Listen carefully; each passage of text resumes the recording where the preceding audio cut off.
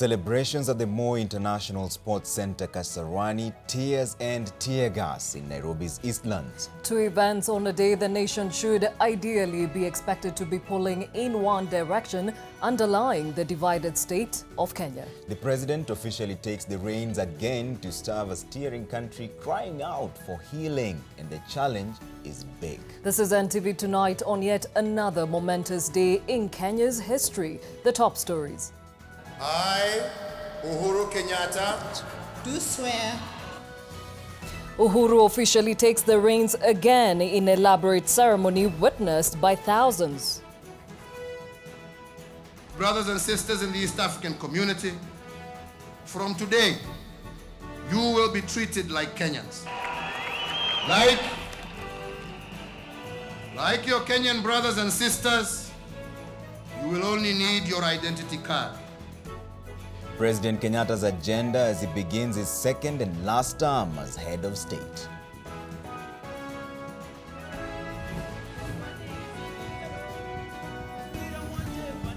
Tanzania's John Magufuli skipped swearing-in event attended by at least 10 presidents. Tarehe 12 tutakuwa na kongamano ya Wakenya People's Assembly ambaye inaniapisha mimi. Sasa Jacaranda grounds rally aborts after NASA principals are tear-gassed en route.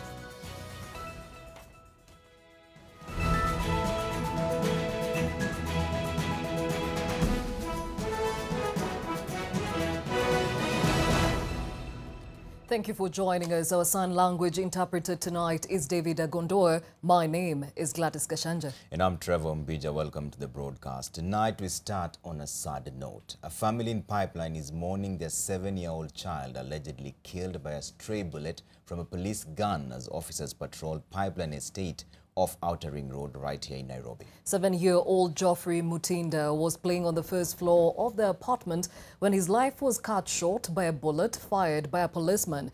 This is not the first time the police are on the spot for alleged use of excessive force. The body of 7-year-old Geoffrey Mutinda lies lifeless on the same spot that was his playing ground not too long ago. Geoffrey was playing on the first floor of their apartment at the Pipeline Estate off Outer Ring Road when a stray bullet allegedly fired by police hit him on the head, killing him instantly. Mtoto wangu imesemekana ni askari amesababisha hiyo kifo. The distraught father, Peter Mutuku, overwhelmed with pain, trying to come to terms with the parents' worst nightmare. Losing a child who had his whole life ahead of him and whose only mistake was to play on the family home's balcony. Polisi wamepita wakirusha marisasi, sijui ni haja gani. Hakukuwa na rioting hapa, hakukuwa na maandamano. Watoto walikuwa wanacheza kwa plot ndani, so nikashindwa ni nini imehappen. Nikapata mtoto amelala chini, amekufa. A pregnant woman who happens to be a neighbor who was also at the balcony during the incident was shot in the leg. Area residents were livid. The killing of young Geoffrey Mutinda sparked protests in the area. Residents used stones and old tires to barricade roads into the estate to prevent police from collecting the body. Young Geoffrey was a Class 2 pupil at the Remedy Academy in Mwala, that's in Machakos County, and was only in the city for the Christmas holiday. This is not the first time the police are on the spot for killing minors. The parents of baby Samantha Pendo are yet to get justice for the killing of their 6-month-old child who died on August 5th, just a few days after being injured on the head in their house. Her parents said a police officer hit her on the head with a baton. The list doesn't end there. Investigations are still on after the killing of 80-year-old Stephanie Mora, who was shot dead on August 12th in her family's house in Mathare, right here in Nairobi. Our condolences go out to the family of Geoffrey Mutinda. Absolutely. We cannot begin to fathom what the family is going through, but there are several questions being raised, but here at NTV will follow up on the stories and also find out what else should be done from there. With other stories of the day, President Uhuru Kenyatta officially begins his last term today after taking oath of office in front of a packed stadium.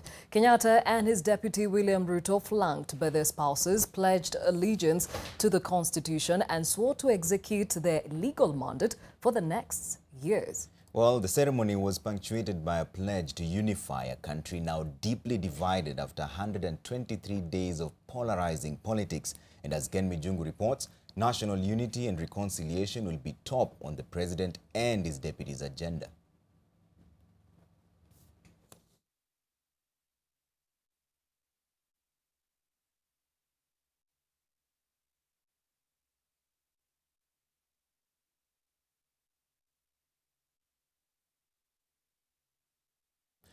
Well, we apologize for that slight technical hitch. We'll be giving you that story in just a bit, but still on the same. Aside from his agenda for unity and cohesion, the president has also promised to improve the economy of the country and the standard of living for Kenyans. From healthcare to jobs and even housing, the president has promised it all. Andrew Cheng with more. So help me God. So help me God. The president begins a new term with grand promises of what he intends to achieve for the people. In the next 5 years, the Jubilee administration says it will double the number of Kenyans under the NHIF cover from 6.8 million to 13 million people. Over the next 5 years, my administration will target 100% universal health care coverage for all Kenyan households. This vision will be driven by a complete reconfiguration of the National Hospital Insurance Fund and reform of the laws governing private insurance companies. The president also says his party will provide Kenyans with affordable housing and enact policies that will enable every working family to own a decent home. That is why over the next 5 years, my administration will move to create 500,000 new homeowners. My administration will focus on attracting from both public and private sectors the injection of patient, low-cost capital into the housing sector. In his second term, the president is promising to create more jobs, and this will be done partly by giving subsidies to manufacturers. To achieve this leap, I have directed that with the effect of 1st December 2017, the power tariffs charged to manufacturers will be reduced by 50% between the hours of 10 a.m. and 6 a.m. This in line with our policy of a 24-hour economy. With the country having faced food shortages and severe drought, especially this year, the government is promising to increase food production in the second term by improving irrigation and land use. We shall take steps to address idle arable land ownership and utilization. We shall take steps to encourage and facilitate large-scale commercial agriculture to help diversify our staples. And we shall redesign subsidies to the sector to ensure they target improvements in food yields and production quality. And we shall provide, together with other actors, key enablers within the farming process that will address distribution, wastage, storage, value addition of all our agricultural commodities. The president says the government will also improve service delivery in the public sector and has put civil servants on notice. It is not going to be business as usual. I will not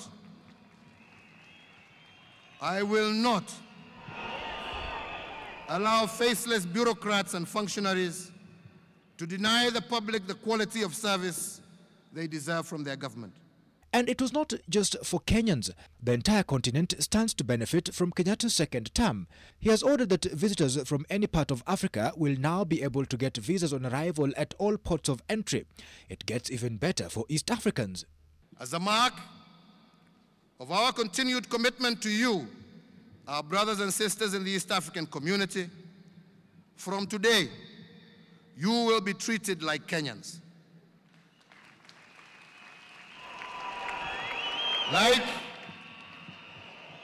Like your Kenyan brothers and sisters, you will only need your identity card. You can now work, do business, own property, farm, and if you wish and find a willing partner, you can marry and settle in Kenya. The promises are grand and Kenyans will be waiting expectantly for their implementation, even though some of what was promised in 2013 was not delivered. Andrew Ochieng, NTV. A song and a prayer from the president and his deputy was some of the highlights from the president's inauguration ceremony at Kasarani today. The president was sworn in front of 10 other African presidents, and tens of thousands of Kenyans credited the long-fought and hard-won battle for the presidency to prayer and unwavering faith. NTV's Brenda Wanga has more. 123 days after the first ballot in this year's electoral process was cast, the win of that grueling and prolonged duel for the presidency made his triumphant way to Kasarani Stadium. Along that road to victory, hundreds of supporters lined up to cheer him on, their joy palpable. The man of the moment soaked up the adoration.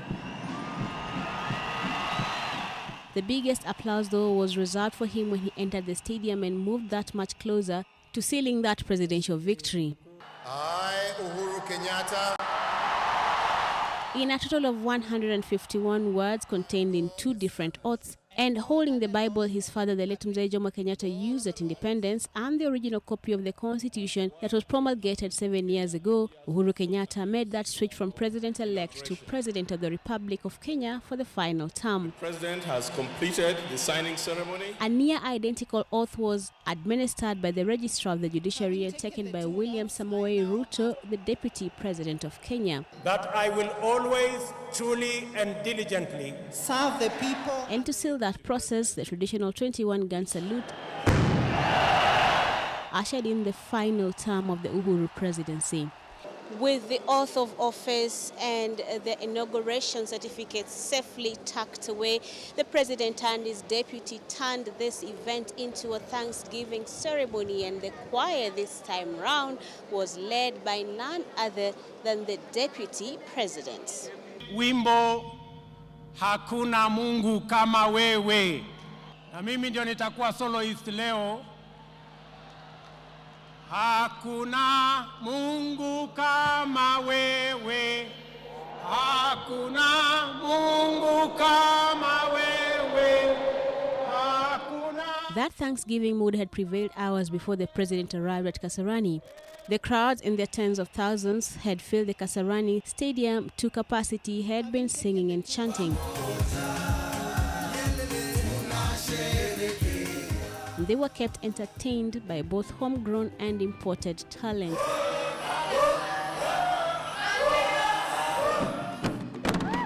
This dance from neighboring Rwanda, the standout piece.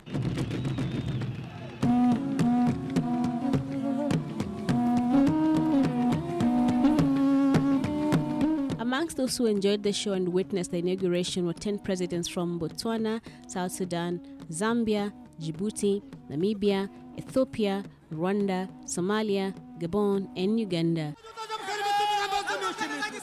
Tanzania was amongst the countries that sent their deputies.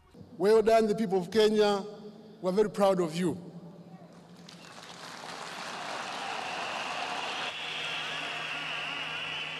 We are very, very happy that this process has come to an end. We can only urge you to get to work.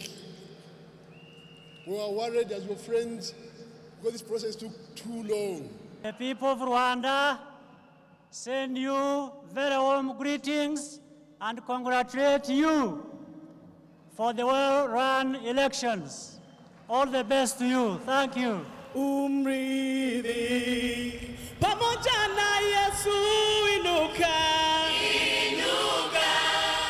But after all was said and done, the president and his deputy wrapped up the historic day with what they say has seen them through the electioneering period: prayer. Our Father who art in heaven, hallowed be thy name. Kwa kuwa ufalme ni wako na nguvu na utukufu na hata milele. Amen. Brenda Wanga, NTV. To that story we promised you earlier, President Uhuru Kenyatta officially begins his last term today after taking oath of office in front of a packed stadium. Kenyatta and his deputy William Ruto, flanked by their spouses, pledged allegiance to the Constitution and swore to execute their legal mandate for the next 5 years. Well, the ceremony was punctuated by a pledge to unify a country now deeply divided after 123 days of polarizing politics. And as Ken Mijungu reports, national unity and reconciliation will be top on the president and his deputy's agenda. I, Uhuru Kenyatta, in full realization of the high calling I assume as President of the Republic of Kenya, I assume as President of the Republic of Kenya, I, William Samoei Ruto, in full realization of the high calling I assume as Deputy President of the Republic of Kenya, I assume as Deputy President of the Republic of Kenya. Do swear that this marked the beginning of another 5-year term. For Uhuru Kenyatta, it's the last. For Ruto, it prepares the way for a new contest amid cheering crowd of Kenyans from across the country who began to arrive here as early as 4 a.m. President Kenyatta affirmed his commitment to lead from the front. I undertake today to be the custodian of the dreams of all and to be the keeper of the aspirations of those who voted for me and those who did not. I will be president of all. In his post-swearing-in speech, the president striking a reconciliatory tone, appreciating the deep division resulting from one of the longest election periods and acknowledging that the outcome may have polarized the nation. The path to a better future is unity.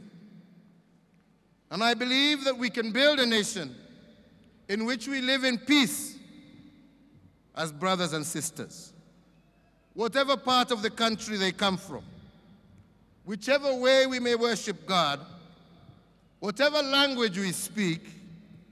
Instead of division, I know that we can build a Kenya which prospers by rewarding hard work and leaving no one behind.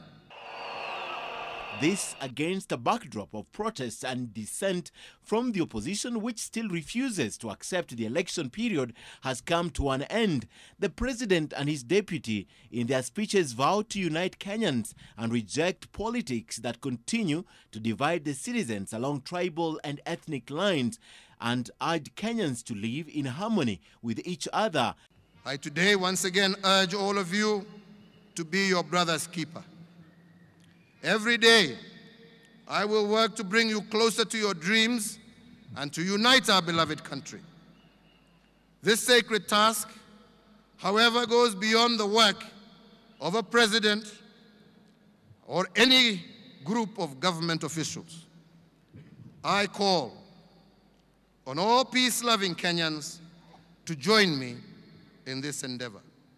As you build on the foundation of the last 4.5 years, building bridges across communities, building bridges of friendship, of unity, of brotherhood, and all of us, as the people of Kenya, must stand together to say no to hate, to resist ethnicity, to refuse division, and to reject violence. The main event lasted just over 2 hours, with regional leaders making very brief statements. The day was President Kenyatta's, who now embarks on rebuilding a nation deeply divided and troubled by 2 polls held in a period of less than 3 months. His agenda will inform his legacy. Ken Mijungu, NTV. And away from Kasarani, one person was killed in Donholm, that's in Eastlands, after a clash between police and NASA protesters, which turned ugly as several others were seriously injured. Anti-riot police engaged protesters who were trying to make their way to Gachanja grounds, where NASA leaders were expected to address their supporters. The meeting failed to take off, and as NTV's Dennis Okari reports, it was another day of destruction and death as police engaged protesters on the streets.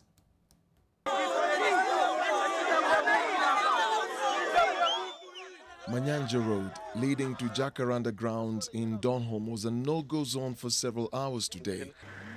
Protesters blocked the road and engaged police in running battles. This went on for hours as police shot in the air and used tear gas canisters to disperse the crowds that had gathered on both sides of the road waiting for their leaders. Several parts of Donholm in Eastlands had reports of fires and ambulances moving in to take those injured to hospital. Bonfires, stones and broken bottles littered the roads. 2 vehicles were torched, and this crowd led us to where a young man was killed in Soweto and lying in a pool of blood by the roadside.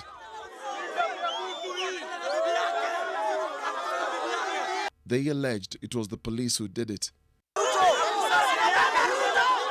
Several people were seriously injured and taken to hospital in hours of running battles as Gachanja grounds, where NASA leaders expected to hold their rally at 2 p.m, was sealed off by anti-riot police who arrived here in the morning and blocked anyone from accessing it. Tarehe 12 tutakuwa na kongamano ya Wakenya People's Assembly ambaye itaniapisha mimi. Sawa. Things quickly changed when NASA leaders arrived in the afternoon and stopped on Manyanja Road to address the crowd that had gathered there. Tunasema Uhuru Kenyatta sio rais wa Kenya. Everyone scattered for safety moments after Raila Odinga finished his address.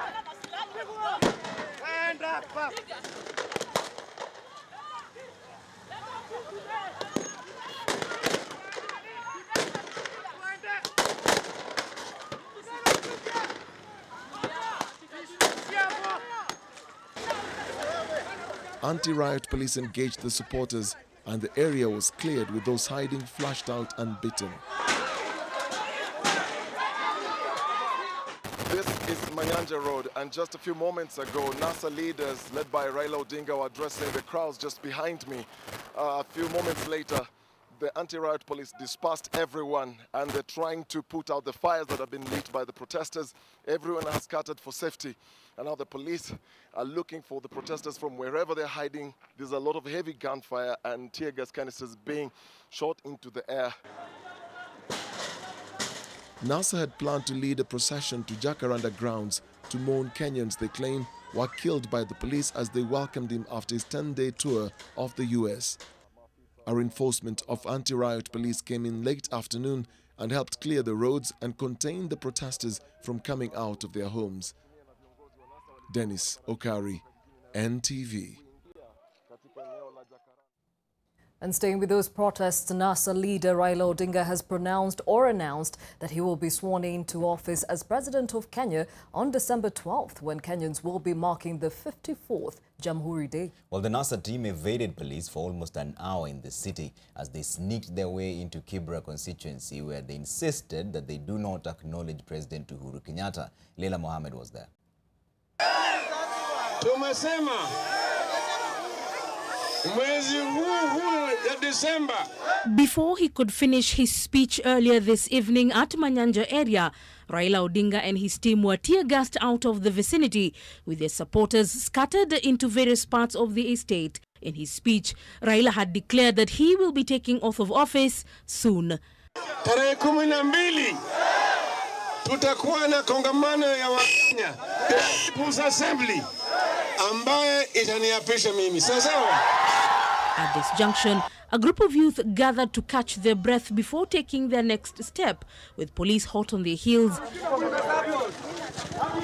This young lady, covered in blood, even she did not know how or when during the drama with the police her arm was injured.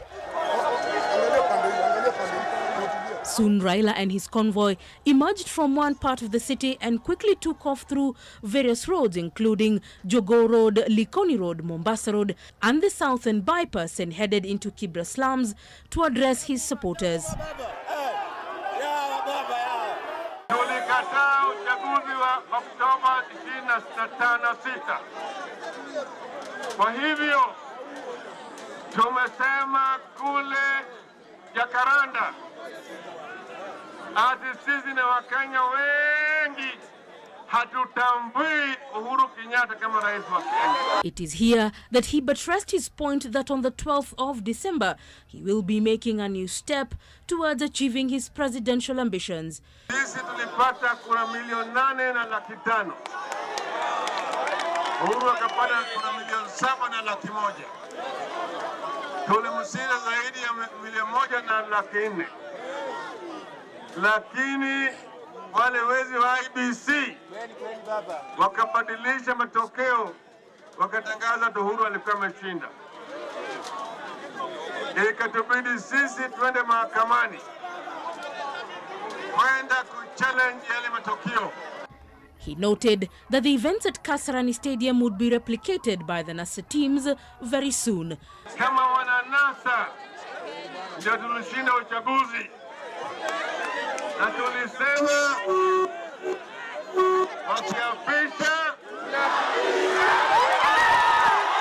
NASA leaders say the government is mishandling its people and the police force is causing the deaths of many citizens in the Mili.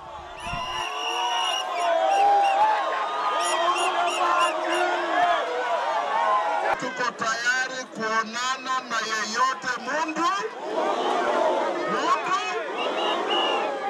Msife moyo, safari haijakwisha. A frustrated dream is not a dead dream. While President Uhuru Kenyatta begins his second term this day, Raila Odinga has come back to his traditional backyard to announce to his people that soon he will be inaugurated as the duly elected president according to the NASA coalition and begin his term in the presidency. Leila Mohammed, NTV, Kibra, Nairobi. 27 minutes past 9, we take our first short break right here. We'll be back with much more.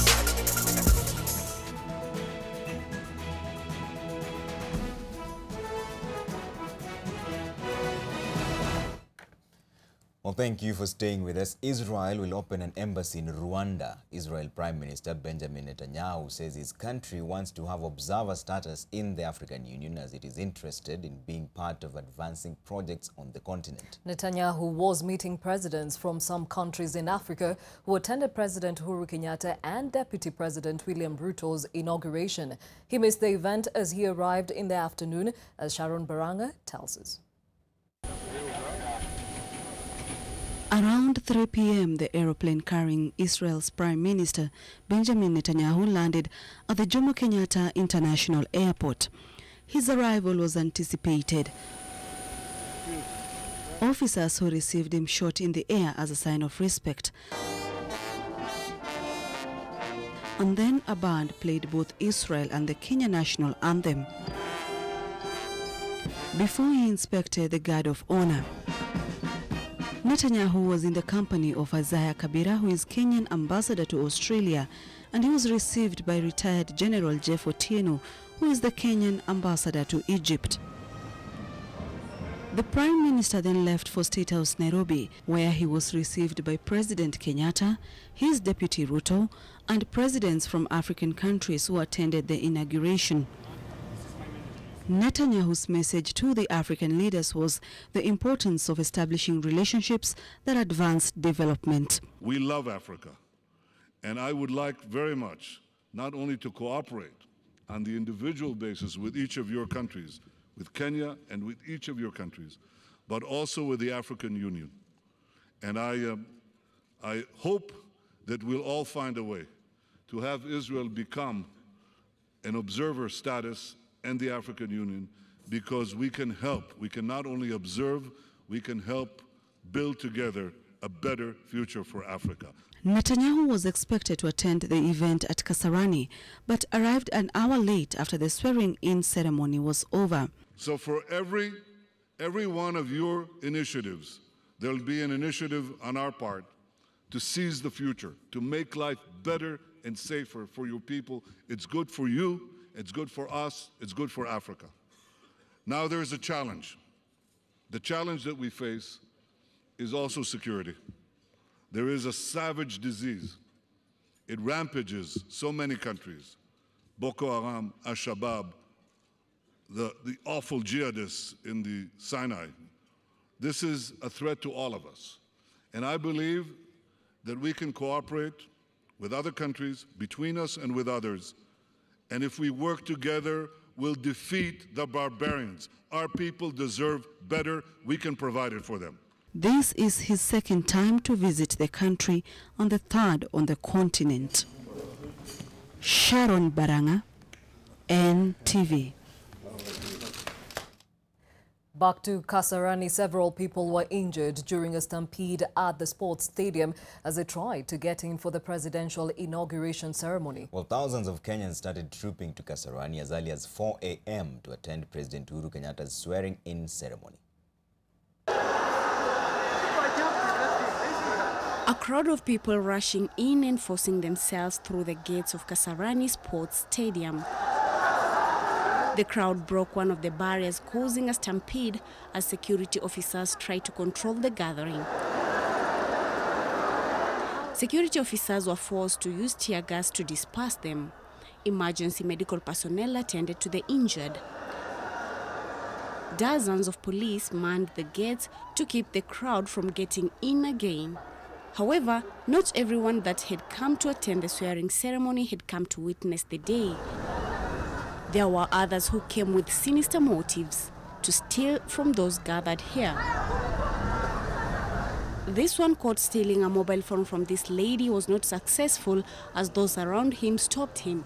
His allies were quick to defend him. This one, though, was not lucky.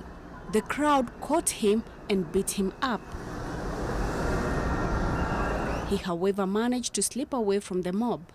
A large contingent of police officers had been deployed outside the stadium to ensure peace and order for those who could not make it into the stadium. UHURU Kenyatta arrived in the stadium before 11 a.m. to be sworn in for his last term in office, and the crowd cheered when his motorcade passed. Thousands of Kenyans had streamed into the sports stadium as early as 4 a.m. for the swearing-in ceremony. Halima Gungo, NTV, Nairobi. Celebrations, dance and prayers characterize the joyful mood that engulfed Jubilee's strongholds. Well, this is after President Uhuru Kenyatta took oath of office. Let's look out. President Uhuru Kenyatta's inauguration threw his supporters into celebration if sights and sounds from different regions over the same are anything to go by. In Gachanja County, traders closed their businesses to celebrate the swearing-in of President Uhuru Kenyatta. Jubilant supporters poured into the streets. Traders had no better way to celebrate Uhuru's inauguration than eating meat. They cooked lots of meat and ugali and served anyone who passed by. Supporters followed the events of the inauguration ceremony in Kasarani from a television that was set up in a tent next to the market. Siku ya leo tuko na furaha kubwa sana, ni siku ya kusherehekea sababu ya huu ushindi. Tunajua huu ushindi ni wetu. Ametuonyesha ya kwamba yeye ni kiongozi. Wakati uchaguzi ulitupiliwa mbali, tunaona ya kwamba yeye alikubali. Alionyesha unyenyekevu, alionyesha ya kwamba anapenda nchi yake ya Kenya. Jubilee supporters in Kisii County burst into celebrations following the swearing-in of Uhuru Kenyatta for his second and final term. Dozens of supporters held Thanksgiving prayers and sang pro-Jubilee songs. The residents have called on Kenyatta to prioritize reconciliation as the country is divided along political and tribal lines, which they say is not healthy for implementation of his development agenda.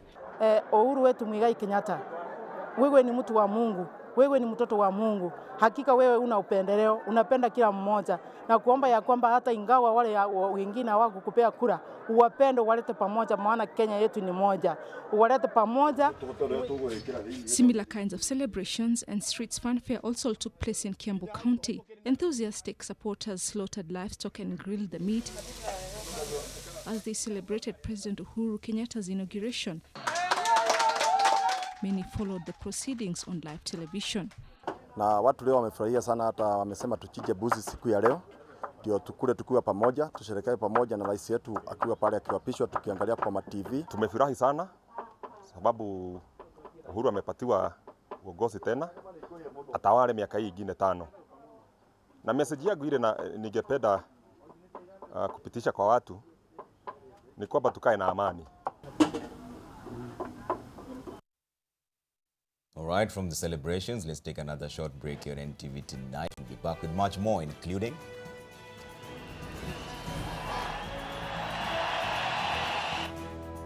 Uhuru's second term begins, and so does the battle for his succession.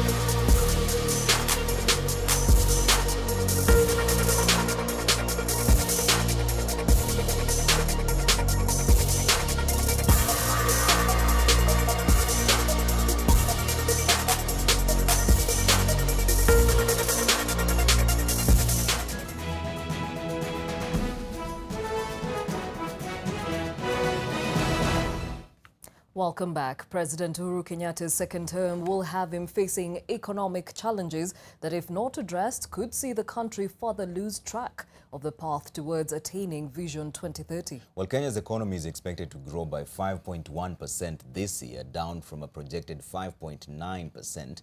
Here's Alex Mwangi with a look at some of the key economic hurdles that the fourth president of the Republic of Kenya needs to tackle and propel the country to a robust growth.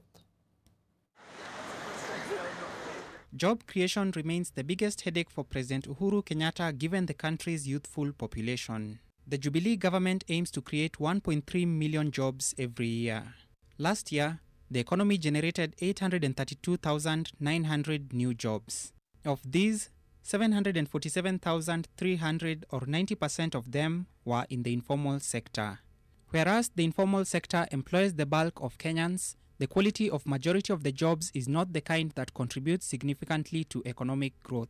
Indeed, many informal jobs sieve through the tax net. President Kenyatta therefore needs to find a way of growing formal jobs to boost economic growth.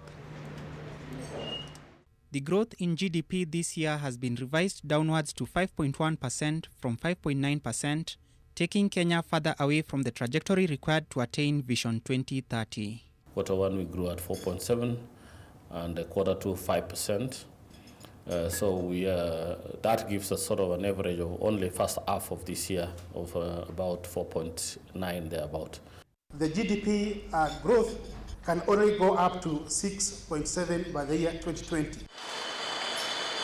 The manufacturing sector, a sector which is often cited as holding the key to providing stable jobs, is one of those that President Kenyatta hopes to improve. Over my term, it is my intention to grow and sustain this manufacturing sector and raise its share of the national cake from the current 9% to 15%. President Kenyatta has announced the reduction of power tariffs by 50% for manufacturers from 10 p.m. to 6 a.m. beginning the 1st of December. The government faces a challenge in raising the level of exports, a barrier which, if overcome, will greatly improve the competitiveness of Kenya's economy. At East African region, our goods are almost similar, primary products. Diversifying to medium technology products is the only way that Kenya will remain ahead of the curve. Our exports to Uganda are declining, their exports to Kenya are increasing. I guess that's a natural consequence, first of all, of regional integration because trade has to flow within the EAC. We've also looked at the numbers and we do notice that there's a lot of Chinese and Indian products that have replaced Kenyan products in that market. These ones are mainly due to cost competitiveness. The tourism industry has been on the recovery path this year. The extended electioneering season, however, has dampened the growth.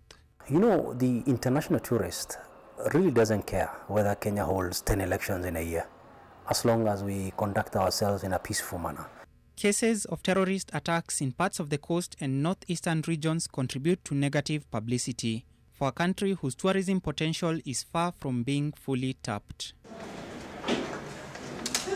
In financial services, the elephant in the room has been the interest rate caps which came into effect late last year. Such has been the impact of the interest rate cap that year on year, growth in credit to the private sector is almost flat. 2% is still lethargic. I mean, this is, let's be clear, 2%, all we are saying is we've reached rock bottom. I mean, we are not quite excited about 2%. A review of the interest rate cap as soon as possible is a move that will serve the country well, given that small and medium enterprises which provide the bulk of employment opportunities have been hit hard by the regulation. Corruption, despite a concerted effort to eliminate the vice during his first term, still continues to ravage the central government as well as county governments. Prosecutions that will help fight the vice are often blunted by the glacial pace of Kenya's judicial system. Thirdly, through Parliament, we shall enact legislation to strengthen fiscal discipline and accountability at both the national and county levels. Every shilling of Kenya's taxpayer money must be fully accounted. Reforms in healthcare have made Kenya significantly improve its provision of maternity care. And in education, key changes have helped provide better administration of national exams. But Jackson is only one of 6.8 million beneficiaries of NHIF cover. Within 5 years, my administration will ensure that 13 million Kenyans and their dependents are beneficiaries of this scheme. For the president to succeed in his second term, however, he will need to turn his words into actions and also focus on rebuilding a nation currently experiencing massive political divisions. Alex Mwangi, NTV. Time to take another short breather, but we'll be back with much more.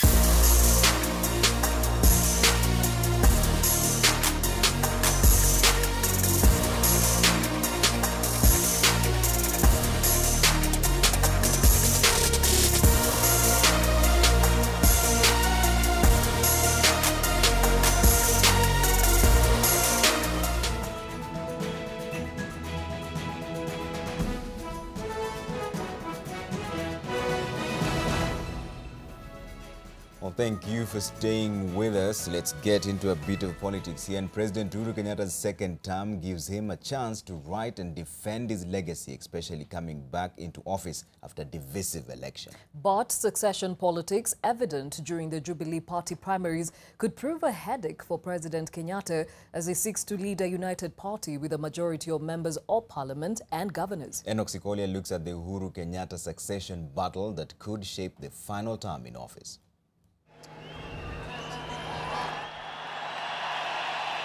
From the onset, the inauguration of President Uhuru Kenyatta for a second term is viewed as a win for his deputy's 2022 strategy that now appears on track. It is understood the DP's strategy will kick off in earnest once the Uhuru pair settles in for a second term, and that Ruto could be seeking political realignments. All of us are summoned to work together in that direction. After all, the political scion of retired President Daniel Arap Moi has exhibited every bit the mannerism of a polished political schemer and is credited for Jubilee's win. This time, we had our worthy opponents in NASA. It is assumed that the self-declared hustler will be Jubilee's automatic candidate in 2022, especially if the head of state keeps his pledge.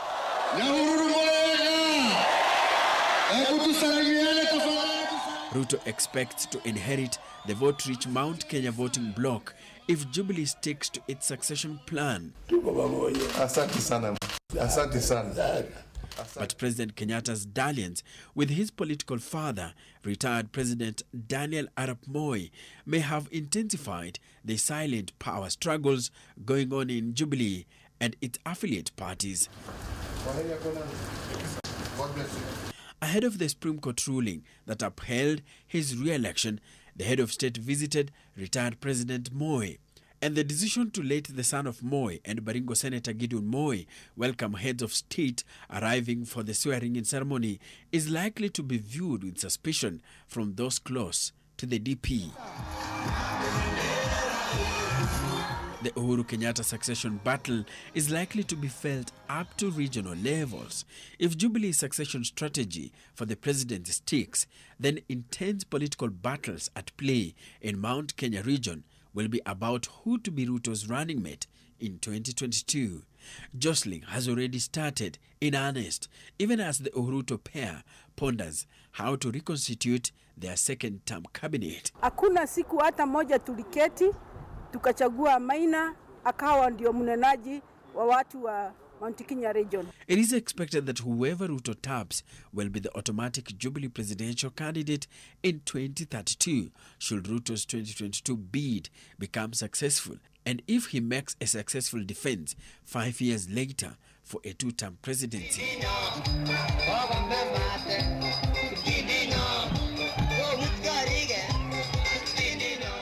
Within Mount Kenya, the clamor appears to be that the next presidential slot for the region must go to Murang'a County, which is yet to produce a larger Kikuyu leader after Kenneth Matiba. Murang'a has never produced a president. President Uhuru Kenyatta and his late father Mzee Jomo Kenyatta hail from Gatundu in Kiambu County. Kenya's third head of state, Mwai Kibaki, hails from Nyeri County.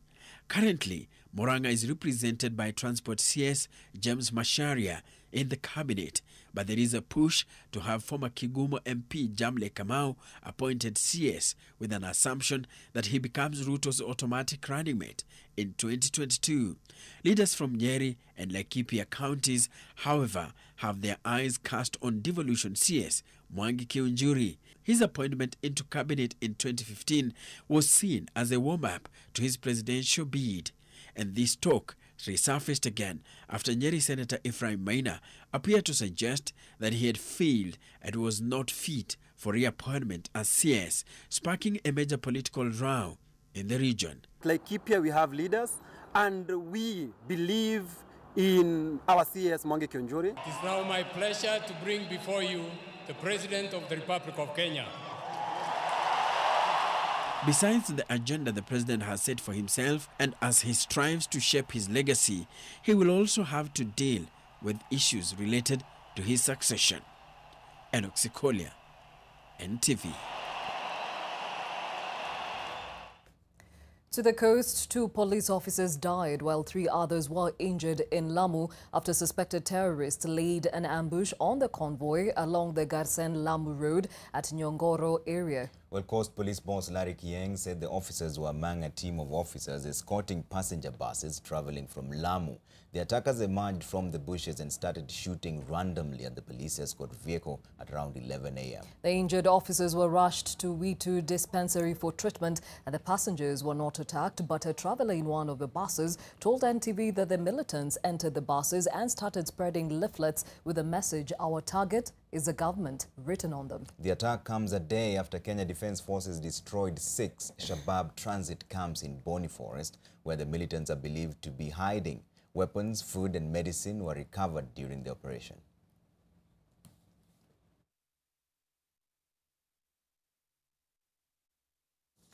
Sports news is next. Stay with us.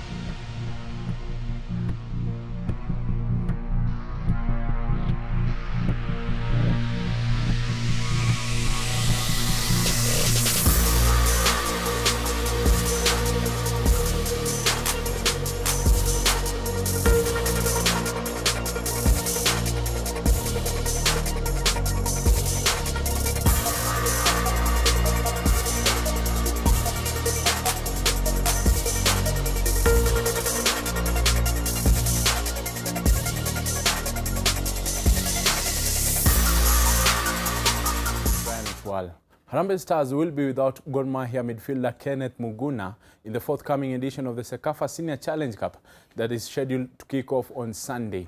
Muguna pulled out of the squad due to a thigh injury, and Thika United's Said Tsuma called up to replace the midfielder.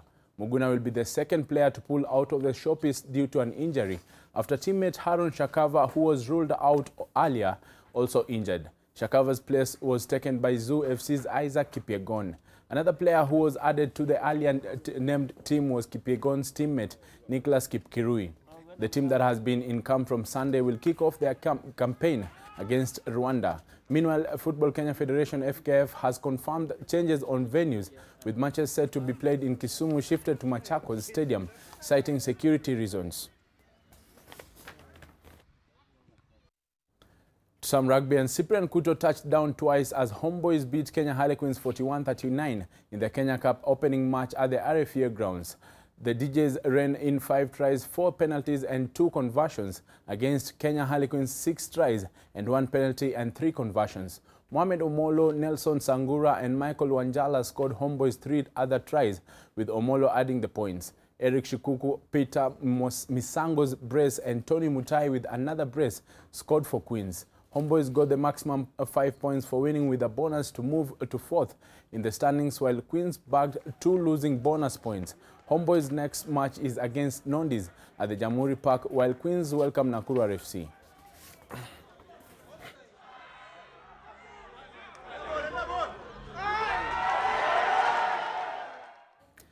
Some Rally, a last-stage slip-up while crossing back into Kenya from Tanzania, saw Rally ace Baldev Chaga surrender his lead on day 6 of the East African Safari Classic Rally.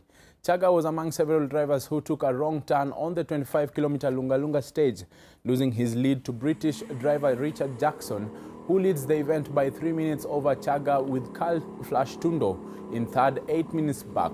Chaga put in a protest to dispute his wrong slot, which was thrown out. Meanwhile, Onkar Wright retired from the competition with engine problems on the last stage of the day. The rally crews and officials wore black armbands and had stickers in their cars in memory of late chairman of the event, J.S. Vohra, who was tragically killed in a road accident on Friday.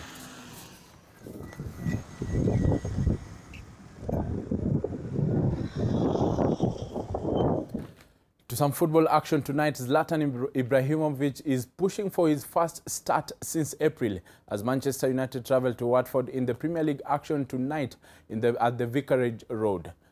The Red Devils are 8 points behind neighbours Manchester City and could cut the gap to 5 points with a win ahead of Citizens.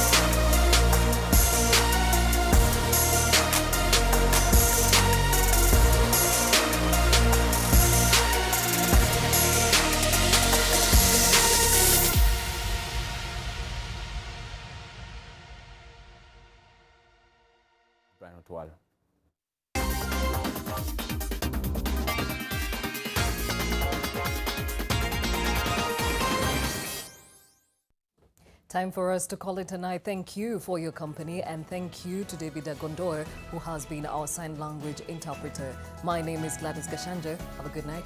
And I'm Trevor Ombija. It was a pleasure having you with us. Let's do this again tomorrow.